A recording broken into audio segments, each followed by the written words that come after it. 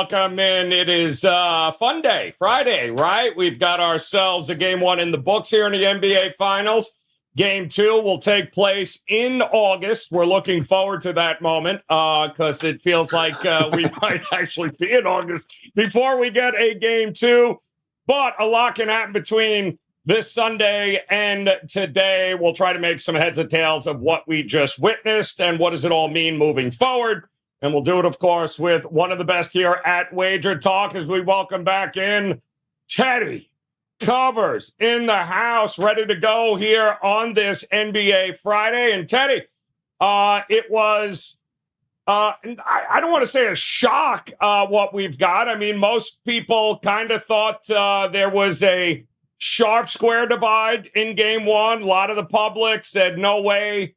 Should they be getting 6.5 points, 7 points? A lot of Dallas love. But ultimately, that wasn't to be here. So what was your original thought going into game one? And how much did it differ with what you saw last night? So I spent literally all week and not deciding on what I was going to do game one. I'm thinking about it. And I decided the night before, really. The morning of game day, I posted the Celtics. The Celtics. Yeah, and sometimes in life, and this happens to me certainly during football season. In football season, we also know when Friday is. This time of year, It's like, all right, is it Wednesday? Is it Friday? I don't freaking know what day of the week it is. Football season, you always know, okay, because tomorrow's college football, and the next day is Sunday for the NFL. But in football season, it's not unusual for me to sit there, you think about a game for a day or two or three or four, and then sometimes the pieces fall into place. And last night, obviously, they fell into place for me on the right side in that ball game. When it comes to this matchup in August or Sunday, whichever comes first, game two, the first thing that stood out to me, we talk about the number and the opener, is that I expected to see zigzag from the opener. I expected the opening number to be not 6.5, but 6, 5.5, 5. Instead, the bookmakers said, every line that was posted, 7, 7.5, adjusting the other way. Look at the series price for another class example of how much last night's game has affected the entire thought processes about these series. We all know the trends. Maybe we don't know all the trends. The trends for game one home favorites in the finals are strong. That was a part of the reason why I played Boston last night. So it's not unusual to see a team win and cover game one. I think it's 17-4 the last 21 tries against team not coming off a game 7. So there are exceptions to that rule, but not coming off a game 7. It's been real good. So Boston wins game one like they're supposed to, and the series price jumps minus 210, minus 220 up. It was as high as minus 450 this morning. I'm seeing minus 400 right now. So Boston did nothing more than hold serve. And yet the series price and the game two price are saying game one results are meaningful. They mattered. Boston's the better team. It was fascinating, Ted, because you and I were on the show last Friday. And when I asked you, what are your power ratings show here? And you, along with a lot of other people, thought there should be a higher number for Boston in game one. There should be a higher number here. And there seemed to be a divide among some of the books here with where the number posted. And a lot of guys were going, I don't get it. This is a much better team than they're being priced at. How much of the public thinking Boston was overrated do you think the books were baking into that number, figuring they were coming in on Dallas one way or the other? So I think it's more Dallas good than Boston bad when it comes to the betting market. They were looking at Boston and saying this team's overrated. They're looking at Dallas and saying this team's been a great underdog. This team's been a great road team. And they have been. And Dallas have been great off a loss this postseason. Yep. They've been great on the road in the postseason. So when we talk about game two, those are certainly two factors that we don't want to ignore. The problem is Celtics are the better team. And the markets have said that very clearly today. It was certainly on display last night. And when we think about adjustments, because all we do after game one, I watch game one like a hawk and think, okay, what adjustments can they make? What adjustments can Dallas make here? All right. They don't have 7-footers to throw in the middle who can bang with Horford and Kristaps, okay, and Porzingis. They don't have them. All right. So what else can Dallas do that they weren't able to do in game one? And then, look, I don't put too much stock into the regular season meetings, but Boston destroyed this team in every meeting this year. Destroyed them. Recovered this points rate. And again, they only met twice in the regular season. They met one here in the postseason. But in none of those games were the Mavericks defense capable of stopping the Celtics offense. And for all everything was even after the first quarter last night. Boston led by 17 after one, and the rest of the game was even. No, it wasn't. All right. The Celtics led by 30, and they coasted. All right. They coasted. There was I understand that it went down to 8. And then Boston went, pushed a run right back. It was 16, and you blinked, and then 24 5 minutes later. So, yeah, Dallas made their run like every team does in the NBA. But Boston spent most of that game in coast mode, not in push the pedal to the metal mode. The Celtics have a better game in them than the one we just saw. It was a couple of things stuck out to me last night. I kind of thought we talked about it on the show yesterday, Teddy. Dallas has got a math problem, and they're going to have a math problem in this game because I never thought this series was going to be decided in the paint. No, it's not an issue for either team. This series was always going to be measured by how can Dallas make enough threes to keep up with what Boston is doing. Last night, Boston took 42 threes.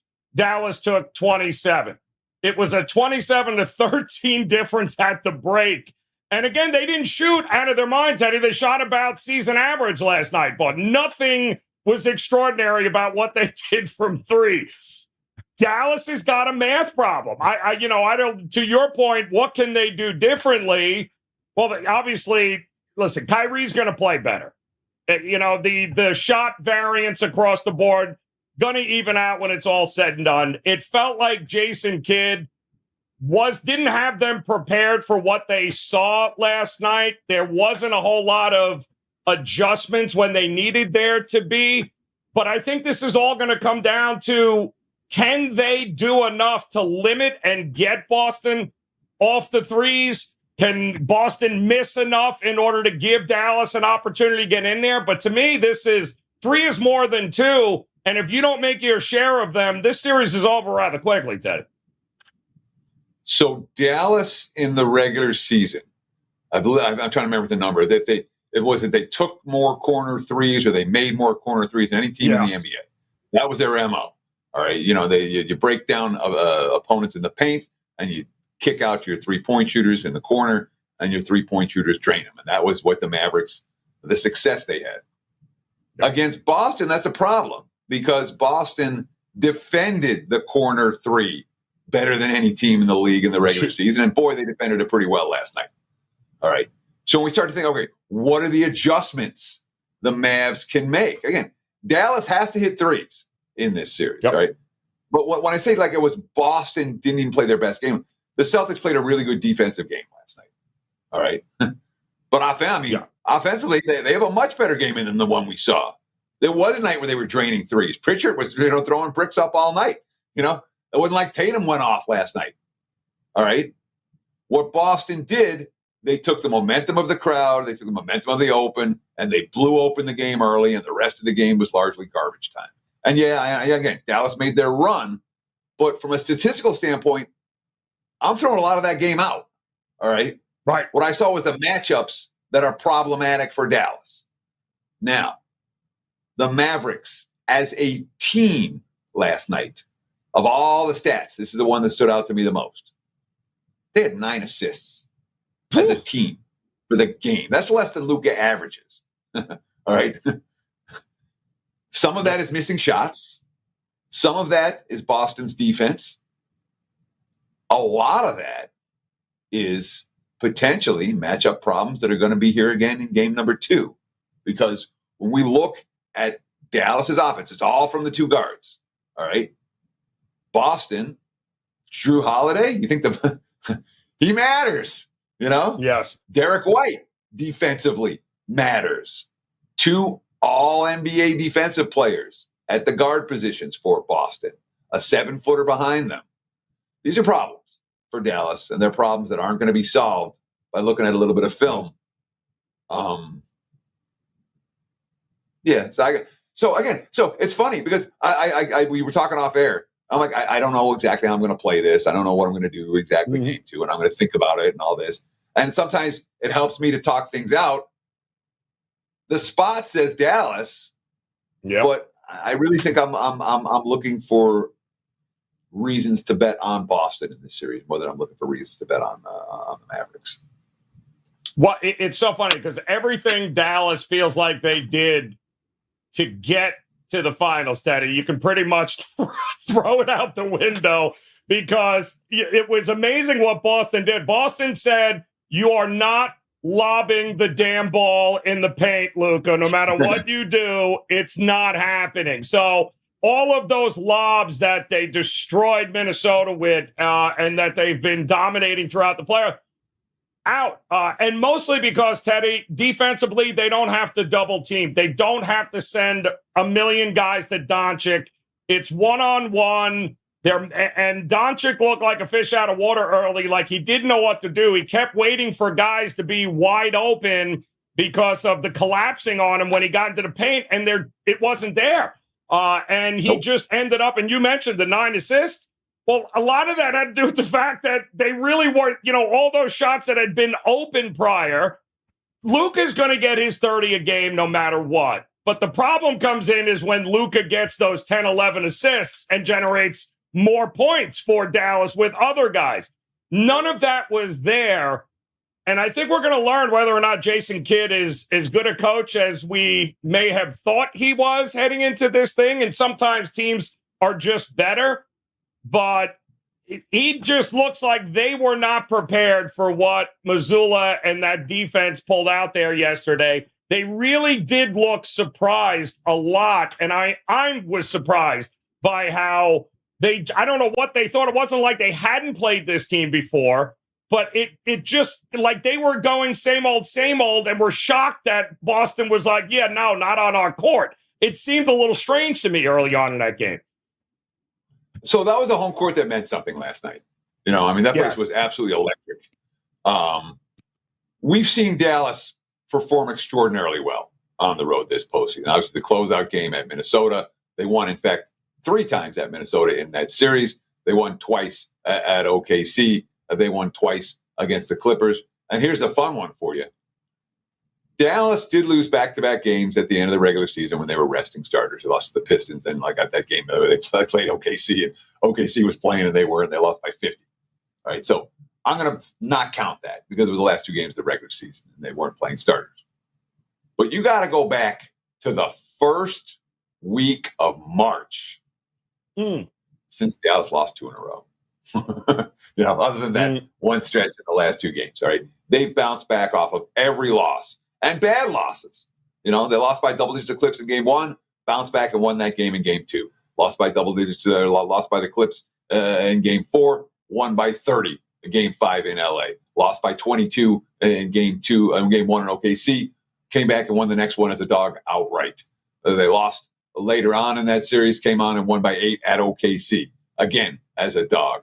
In Minnesota, the one game they lost, bounced back the next game, win that one as well. So this has been not just a good team, a great team, an extraordinary team at making adjustments and bouncing back off losses. That being said, none of those teams are Boston. And the Celtics had that mentality. Look, if you read the quotes from Boston going into the series, the loss in the finals 2 years ago, the inability to get back last year, you have a team that has the experience, has the requisite talent. Boston's winning this series. All right. Yeah. So when I'm calling, and after, I like Boston going to game 1. I didn't bet on the right, at the right price. If Dallas comes back here, I will most assuredly come back and put a bet on Boston with the series tied 1-1 going back to Dallas. In fact, I would almost kind of root for that because then I think the Celtics would make an extraordinary bet for game 3. I think that would be probably my biggest bet of the finals. If that scenario plays out, Dallas wins here. we like Boston to bounce back strong. But I do think the Celtics are winning this series. Yep. I think what we saw last night is you don't want to overreact to it, but you don't want to underreact to it either. Correct. Both regular season meetings. Boston scored 119 and 138 in 2 regular season meetings. They shot 55% from the floor and 40, I think it was 47 or 49 from 3-point range in the one meeting after they had, after Dallas had the current roster that they have now after the trade deadline deals with Gafford and Washington. They've outscored it by 18 points a game in the 3 meetings this season.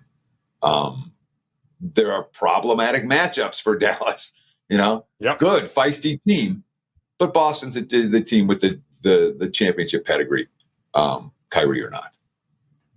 So we agree, Dallas. Dallas has got some work to do. Boston, the better team. Boston in the series, but let's just, for those that are holding Dallas tickets and trying to figure out what you can hope for. Well, Teddy had said it, right? The spot screams you. You have not, and Luka in general, not a great game 1 in his career in the postseason. Great in game 2 with the bounce back spot here. We also know that Boston, 11 and 19 against the number in the playoffs since 2020, Teddy, after winning in blowout fashion by more than 10 points. We've seen Boston already get real comfortable real quickly after blowing teams out early. So the spot screams Dallas. So if I'm looking to back Dallas, if I'm a fan of Dallas here, listen, they need to bounce back like they normally have done. Everything that we've seen from Dallas so far this year, knowing Luka, knowing Kyrie, knowing how complacent Boston gets in these types of spots, yes, I do think that you would not be crazy looking to back Dallas in this game too. But again, like you said, game 3 is a different story. They have to be able to take advantage of the Celtics' complacency, which they have shown time and time again. But now that we've said that, Teddy, where does the market go from now till Sunday here? We saw it open 7.5, came down to 7. We saw a boatload of over money late yesterday before that tip-off, 214, 214.5. As high as 217.5 at the close. What kind of movement do you anticipate before tip-off on Sunday? Any? So the 7.5s are gone already. I just saw the first 6.5 pop up. Westgate here in Las Vegas is a 6.5 right now. Looking at the WagerTalk free live screen. It's a really valuable tool, guys. I encourage you to look at that. I just keep it open on a screen, and it helps you feel the markets a lot better. It doesn't matter if you're a recreational bettor, you're a serious bettor. It's one of those things. The more you have that screen open, the more you learn about sports betting and how the market moves. It's an invaluable tool, and it's free. Yep. So you can check it out at WagerTalk.com. But I would anticipate Dallas money. Everyone knows, the spot for the Celtics and the Mavs. Yeah. We're all, what you and I are seeing. We're not living in a vacuum. Other people are seeing the same thing. The problem with Dallas in game 2 is not the spot. It's, in my mind, it's too bad. So anyhow, the bottom line, I do. If we see this line move off of 7, I'd say it's more likely to go down to 6.5 than up to 7.5. The 7.5 sort of got taken out. Total standpoint, I don't think it's going to do a whole lot. 214.5, 215. I'm not anticipating a significant line move in either direction when it comes to this total. But again, we talk about the Celtics, quote unquote, complacency.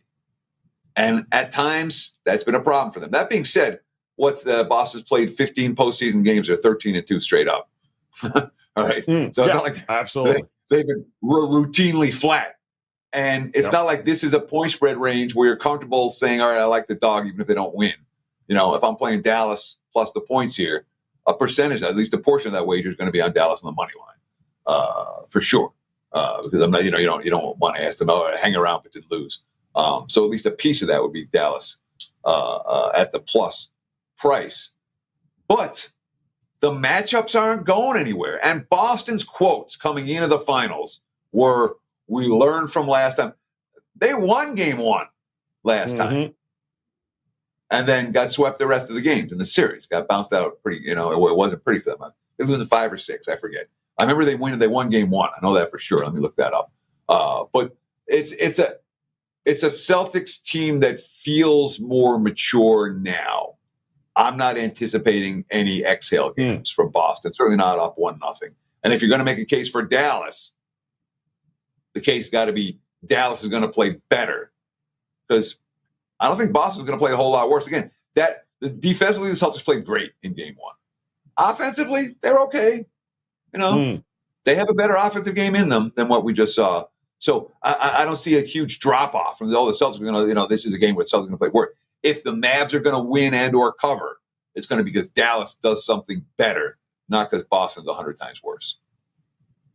Live by the 3, die by the 3. If they're not falling and they're hitting closer to 30% than 38%, it's all going to come down to whether Luka and Kyrie can take advantage of that lull and give themselves an opportunity to steal one here in game 2. Now, having said that, there is a ton of discussion in the chat rooms here about Porzingis for MVP. The problem with Porzingis for MVP is prior to the game last night, Teddy, he was like 50-1 to win the MVP. He's 5-1 now. Like, no, absolutely not. Plus, he was great in the first half. He disappeared in the second half, and I don't know if that you can expect game after game from him like that in this series. The guy that was truly worth the hype, I think, was Jaylen Brown, because he was the guy that eliminated once they went on that run, Dallas. He was the guy that kind of clamped down on Luka, got a couple of steals, made a couple of big buckets, got to the free throw line. Like, even though he didn't go over his point props, guys, those that you had him at 23.5, and he only landed with 22 points, 6 boards, 2 assists, couple of steals, Teddy. Jaylen Brown is my MVP here still after one game. Well, that's the whole point. Here's this Porzingis love. If you were just voting in last night's game, just last night, which is the best game Porzingis has had, in months? Yep. He might finish 3rd in MVP voting. I'll put Brown, I'll put Luka ahead of him last night. So he's 3rd after the best game he's had in months. There's a reason the guys are priced at 60-1 and 50-1 and 30-1. Yeah. There's still, if Boston wins, there's only 2. Look, if Porzingis does it again like this for 5 more games, and Tatum's not that good and Brown's not that good, I still think Brown wins the MVP. It's just it's just one of those deals. Like it's hard to win that award, and it is a popularity contest. It has nothing to do with how good you are necessarily. The 30 again. If you give me 30-1 today on Porzingis, maybe I'm interested. That's a fair price. 5-1 is not a fair price. Not even close to that here. I made the mistake, Teddy, of looking into the chat room, and I saw a Prez autograph Speedo being auctioned off right now. Probably a mistake for me to look at the Friday in the Friday chat room. And, of course, that's Kelsey with her bottle of Chardonnay. She'd like to know some thoughts on a really good Chardonnay. I mean, don't go crazy. If you're going to do it right. And just go with the Sutter home. You can't go wrong. I'm only kidding. Julio Robles, appreciate you coming in. Everyone seems to agree with the Porzingis take here, Teddy. It's just impossible to bet him now. Plus, where was he in the second half? You're not going to win or lose this series because of Porzingis. Which brings me to Tatum, though. Tatum was quiet in his night last night. He's not going to, although he's been like this all playoff long, right? He's kind of been outshined each game a little bit. Nothing spectacular, very steady. He still gets his rebounds steady. He still gets his 15, 16, 17 points or more. But he seemed kind of like an afterthought last night. That's not going to continue throughout the series, I hope people know. Do you think? And again, last night's game was over 15, 18 minutes in. Okay? Mm-hmm. When somebody goes up 30, or was it 29 was the biggest lead? I think. I forget what it was. But it was 29. I felt comfortable. Yep. Yeah. I felt comfortable walking away from the TV with my bet on. I went back and sweated the second half. Don't worry. But it wasn't like I felt comfortable walking away for a minute. Up 20. All right. Yeah, we're good. I can go out and have a smoke. And then they had that shitty, a little shitty run, but right before halftime, they made it down to 21. And my buddy's like, you're texting me, oh, I'm sweating it. It'll be okay, and you'll be fine. You'll be fine. But when a team goes up 29, all right, your stats the rest of the game are garbage. The effort comes and goes. Obviously, it's an NBA Finals game. Dallas didn't lay down. They came back and fought, and then Boston fought, and then and the Celtics ended up running away with it in the fourth. But in terms of takeaways for like how guys matched up last night and point totals last night, I would take it all with a big grain of salt because it was a game that was essentially over 18 minutes in. So the numbers tend to get skewed on games like that in a way they're not skewed in games that are more competitive later. So it sounds like you and some of the guys in the chat room, it sounds like what we thought originally was take the sweep off the table, Teddy, right? We didn't think that was the most likely outcome. We thought 5 games, very realistic, maybe 6, depending on what you can get. So after just one game, and I think it's important that everyone just take it for what it was one game, and we've seen this before in years past. Teams look completely overmatched, and, yet teams do find a way either to choke or to raise their game here. Do you think, is it still on the table for you now? Do you think a sweep is possible here? So, of course, a sweep is possible because one team hasn't won a game yet. Yeah. Good point. And the team that hasn't won a game yet is an underdog in game 2. I wouldn't bet on a sweep. I as you said, and the Celtics, up 3-0. If they're up 3-0, what happens? Do they have that pedal to the metal? How hard does Dallas fight? I don't know these questions. I really don't. I just went back and looked at the Celtics against the Warriors, and I forgot. Yeah, they actually took a 2-1 lead in that series. They won game 1, lost game 2, won game 3, and then lost the final 3 in that series. 2 of those 3 losses coming at home as favorites. And again, to me, that's meaningful because this is a team, Boston, the core of that team is still there. All right. They still remember what happened. They still learn the lessons from winning that game 1 2 years ago and then losing 4 of the next 5.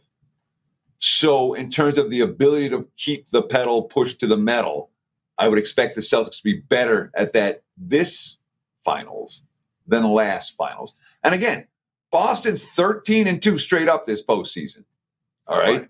They haven't lost a whole lot of games. They may not have covered all of these point spreads where they're laying 12 and laying 15 to other playoff teams, but they're not in that point spread range in this series.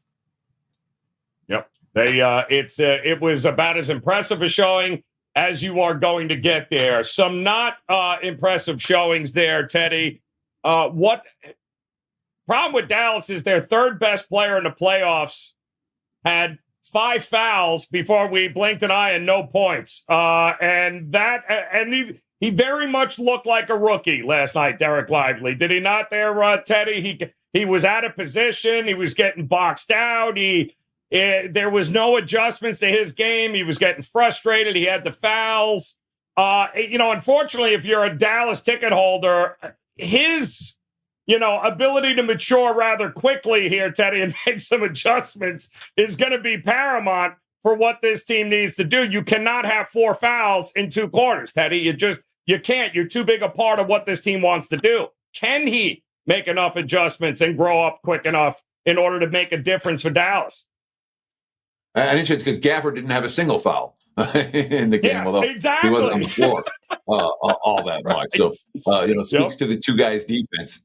One a little bit too much, one not necessarily quite enough. So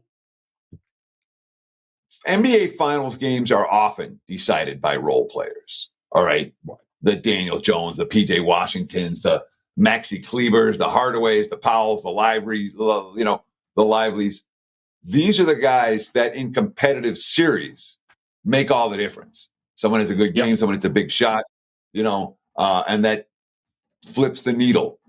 in a very competitive series. The question is, how competitive is this series? Yeah. Boston, again, I'm still thinking it through right now. All right. I have not made a bet for game 2. I'm still thinking about what I want to do for game 2. I understand it's a Dallas spot, and yet I feel like Boston is clearly the better team and will be the better team and the more mature team, having been through the finals before with the core pieces in place. So all that's meaningful for me, for sure. But yeah, I mean, Lively has a better. There wasn't a Dallas role player that had a good game. I mean, there wasn't. No. Who had a good game for Dallas? Not a soul. Not Hardy. any of them. Yeah, sure, exactly. That tells you everything you need to know. That's how bad it was. His garbage time minutes were stellar. Yes. No, but yeah, I mean, so as a whole, but if you ask me who's the guy for Dallas, it's not going to be Lively. It's Kyrie. Kyrie's the guy that has to. He's the he's the mature veteran. He's the guy that when things go south, because look, during that run when Boston went on that huge run last night, it was 40. It was a 44-14 run altogether. Between them, it was about 14. It took 14 minutes, and it was 44-14. Where Dallas went from up 1 to down 29. And when you have a guy like Kyrie on the floor, he's supposed to calm everyone down and settle the team in an offense and get a good shot or get to the free throw line. And that didn't really happen. Now, he was sitting for much of that. But if I'm pointing fingers at Dallas, say who's got to have a better game too? Derek Lively, great. No, Kyrie Irving, that's the guy who has to have a special game too if Dallas is going to hang around and have a chance to win. So if you like Dallas, very well be, guys. Have to be. And there were a lot of people fading him, didn't think this was the series or the opponent that he would excel in, but he's got to be better than what he was last night. It wouldn't shock me if Dallas doesn't win a game until they go home.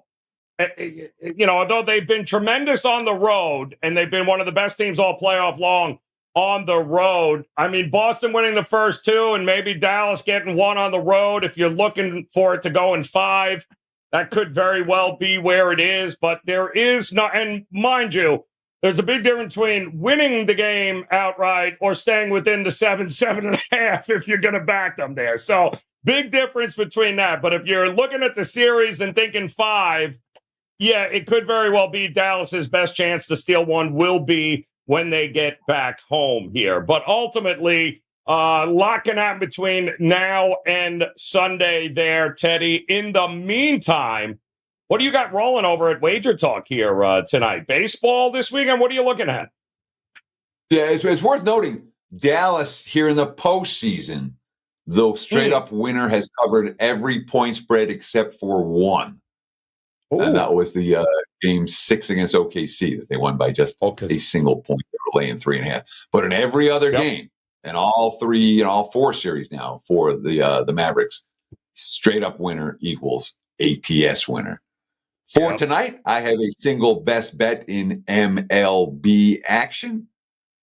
For the weekend, I'm confident that between now and Sunday, we'll make sense of all this and find a positive expectation wager for the clients for game 2. That's my job. So we'll get there. But one thing I don't want to do is force myself into a position before I've thought it out and I'm comfortable with it. So we ain't doing it today. But by Sunday, we'll be in action, I'm sure, with game 2 of the finals. The NBA has been really good again. I mean, there's so many guys on great NBA runs. It's really been a special time at WagerTalk and Sports Memo both, because there's a ton of guys that have been killing it in the postseason, in the regular season. I'm on one too. I'm on a 75% run in the I've won 6 of my last 8. We won last night, and of course the long-term tracker in the NBA is pretty special. Up over 200 units in the association since 2022, and it cashed at a 58% clip over a 500 plus play sample size. I'm proud of that. I'd like to do it again over my next 500 plays in the NBA. You can get that right now. WT.buzz/TC. We got a free baseball play up as well for you at the website. Free play in MLB for tonight. Get it right now. WT.buzz/TC. Go get it, guys. All right, a couple of quick questions, Teddy, before we get out of the door. Julio wants to know the early money. Public sharp, Teddy, where do you think some of this early money coming in was from last night? So last night's game was certainly a sharp square divide game where the pros were on Boston, the Joes were on Dallas. Might be more of the same for game 2. All right. Very clearly. All right. Again, what we normally see after a team wins game 1 of the finals in a competitively priced series, we normally see the line adjust down. It wouldn't be 6.5, it'd be 6/5.5 for Boston, maybe even 5. Instead, the market said, nuh-uh-uh. And that's the sharp money said, Boston should be 7, not 6.5. That was too low, not too high. So there is clear, sharp support for the Boston Celtics. The public was on Dallas pretty heavy game 1. I'm not sure yet what the public is going to be on in game 2. It may well be a little closer to split in that regard. But I know that the pros have been backing Dallas, and I know that the adjusted series price has a lot to do with the pro money. Is there a correlation? If you think Dallas is got a shot at winning this thing or certainly covering, Teddy, does that correlate to an over? They can't be any worse offensively. So, I mean, I think it only missed by 5-6 points last night, and that's without Dallas really contributing a whole lot. Is it correlated, Dallas, to any sort of over in this game too? No, last night game stayed like 20 points under, didn't it? No, yes, you're right. Sorry, first half I meant, yes, but that's any over. So.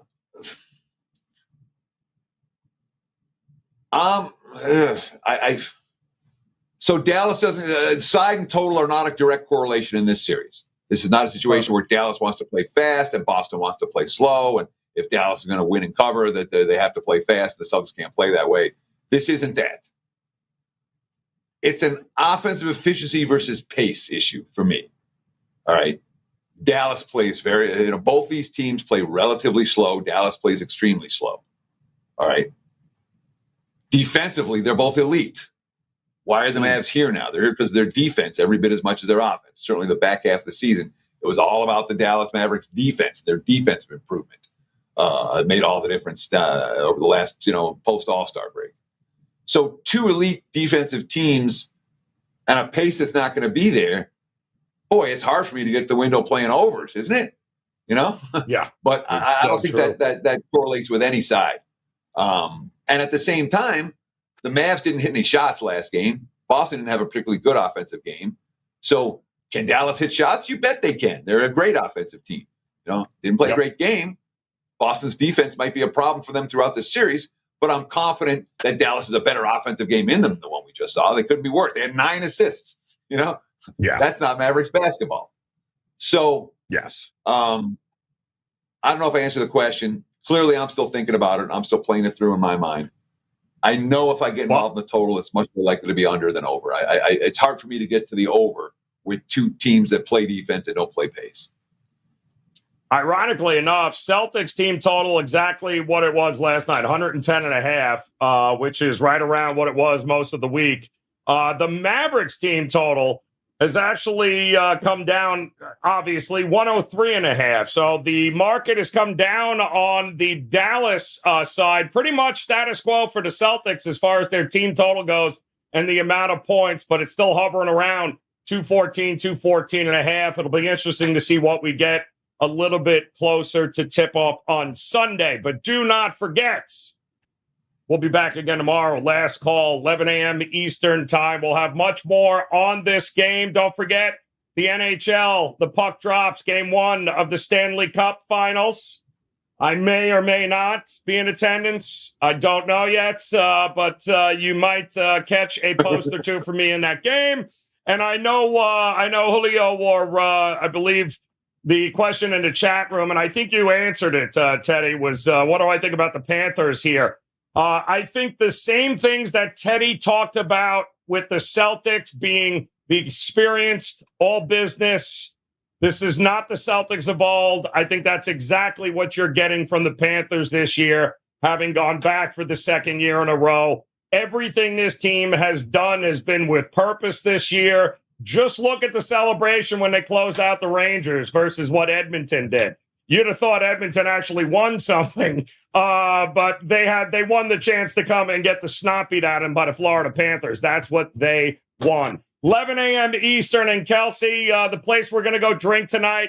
I think Dan's got a couple of drink tickets to Applebee's, so you can't go wrong with that. Teddy Covers, always a pleasure here. Prime man, best of luck here this weekend, guys. Smash that like button for us and come back and join us again tomorrow. Plenty of MLB. We'll talk Belmont. Huge last call tomorrow, 11 a.m. Eastern time. Come back and join us then. Until then, cash those tickets tonight, guys. We'll see you again tomorrow.